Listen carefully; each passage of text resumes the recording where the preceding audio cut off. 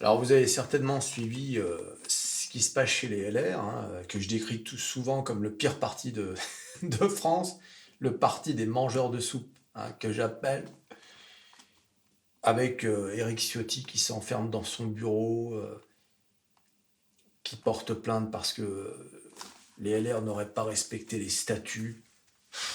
C'est un peu comme un gars, un forcené, qui retient sa famille en otage. Et si vous approchez, je tue tout le monde. C'est. Alors, sur le fond, c'est la meilleure chose qui puisse arriver.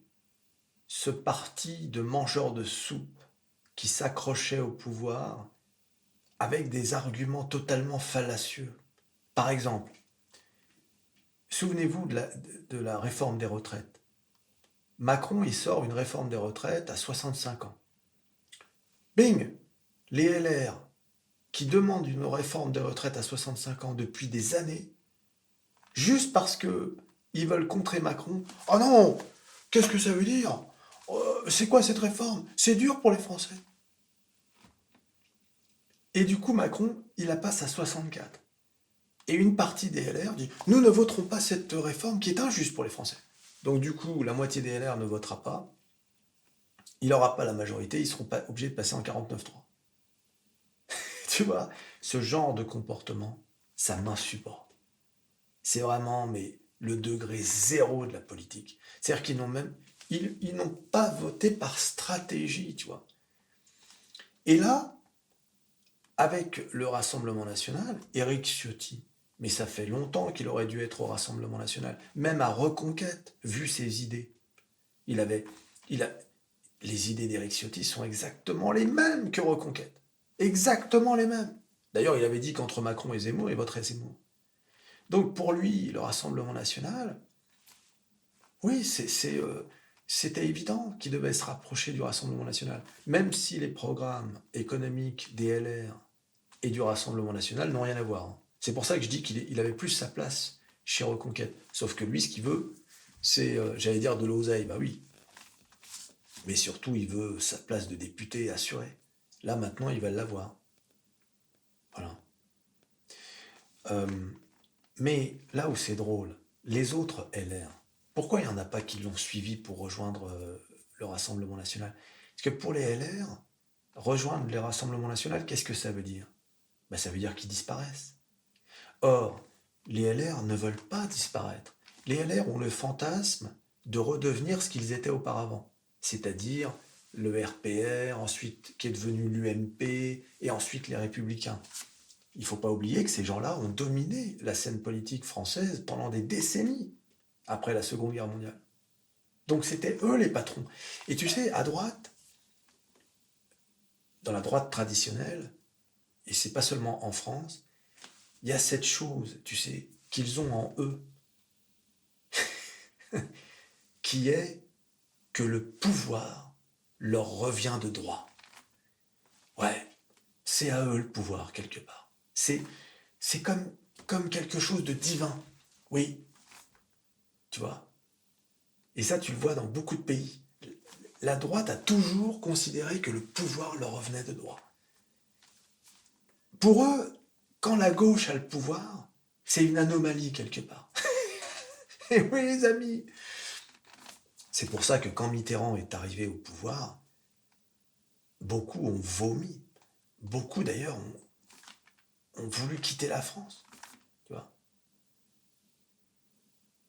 Bon, donc voilà pourquoi une partie des LR ne veut ni rejoindre les macronistes, ni le Rassemblement national.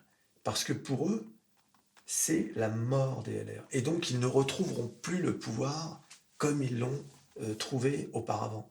Parce qu'eux, ils veulent avoir les clés. Ils ne veulent pas simplement être le ministre de Macron ou de Marine Le Pen. Ils veulent avoir les clés. Ils veulent être au, euh, euh, au poste clé de président, premier ministre, ministre, et on se distribue tout ça ensemble, tu vois. C'est ça qu'ils veulent. Donc pour eux, c'est hors de question qu'il y ait une alliance. Tu vois. Et ils sont prêts même à être à 4%. On l'a vu avec Valérie Pécresse, les scores qu'ils font maintenant, c'est minable. Ils font à chaque fois moins de 10%, quelle que soit l'élection. C'est, eh oui, mais ils préfèrent ça plutôt que de s'allier. Voilà. On sait très bien que la politique économique de Macron, c'est exactement celle qu'auraient faite les LR. Mais pour eux, c'est pas possible. Alors ils préfèrent inventer des trucs. Je me souviens vraiment le truc qui m'avait scié, c'était les retraites. La loi de Macron, c'était la même que les LR. Donc ils essayaient de trouver des petites choses. Les pensions doivent être indexées sur l'inflation. Oui, oui, on va le faire. Ah mince, ils ont dit qu'ils allaient le faire. Ouais, trouve autre chose. Bruno Le Maire, il pue les pieds. Ça, voilà, on votera pas.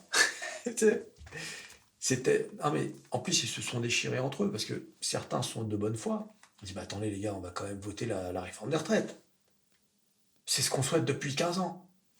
Mais tu rigoles ou quoi? On va quand même pas donner le point à Macron. C'est comme ils disent. C'est pour ça. C'est-à-dire que. Je sais pas si tu. C'est pour ça que je dis que c'est le pire parti de France. Tout est calculé dans le seul but de retourner au pouvoir et d'avoir les postes. Postes de ministre. Tu prendras quoi, toi? Ah, je me verrais bien ministre de la Défense. Ah ouais? Ouais, j'ai toujours aimé les avions. Chut. Tu vois un peu? Je te jure, c'est incroyable. C'est pour ça que ce parti doit disparaître. Je suis bien content là qu'il se retrouve dans la mouise. Là. Ah ouais, non, non, c'est... Enfin bon, c'est comme ça. Hein. Même Sarkozy a préconisé de faire alliance avec Macron. Et ils ont dit, non, non, il raconte n'importe quoi. Voilà, c'est comme ça. Que tu sois de droite ou de gauche, moi j'en ai rien à faire. Je dirais même, j'en ai plus rien à faire. Mais ce genre d'attitude, ça, voilà, c'est... Il y a un truc un peu répugnant là-dedans, un peu dégoûtant. Voilà, donc, dans la prochaine vidéo, cette fois, je parlerai de l'alliance à gauche. Tu as vu, là, il y a une alliance, ça y est, ils se sont mis d'accord. Ils se sont mis d'accord. Ils n'arrivaient pas à se mettre d'accord, il restait deux, trois trucs. Il y avait le truc sur Gaza, et puis le truc sur Adrien Quatennens.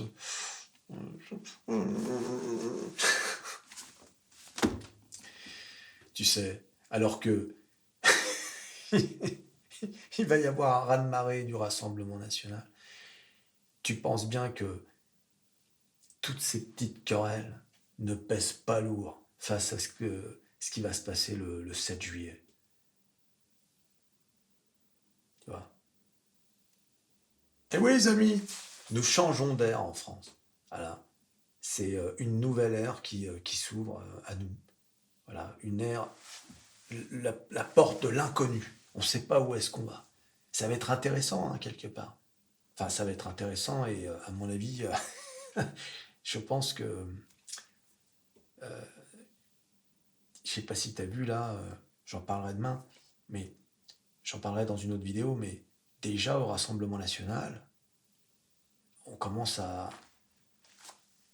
changer le programme. Donc finalement les retraites, on va peut-être pas. Il y en a qui disent on va les refaire, d'autres qui disent non, non, non, on n'y touchera pas. Là, il y a eu Sébastien Chenu qui s'est emmêlé les pinceaux, il a dit qu'il allait supprimer la double nationalité. Bing! Marine Le Pen lui dit mais non, non, non, non, oublie ça, c'est fini. Voilà, tu vois. Il commence à rétro-pédaler. Bah oui, parce que quand tu arrives au pouvoir, c'est bien beau d'être dans l'opposition. Mais quand tu vas arriver aux affaires, là, c'est une autre histoire.